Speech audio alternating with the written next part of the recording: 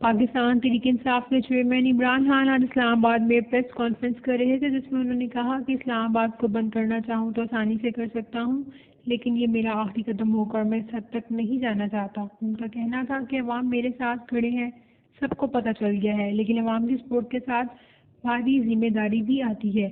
انہوں نے کہا کہ پی ٹی آئی کو شہدا سے متعلق منفی مہم میں جان بوجھ کر ٹارگیٹ کیا گیا۔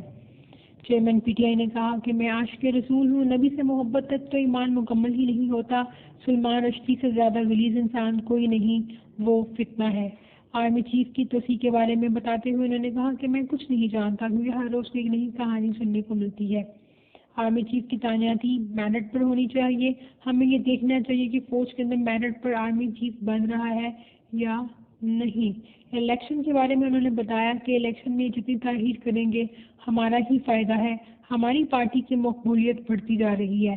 پنجاب، خیبر پختونخوا اور کشمیر میں ہماری حکومت ہے، جب چاہیں اسلام آباد بند کر دیں، مگر پھر میں سوچتا ہوں کہ ملک کی معاشی حالت خراب ہو جائے گی۔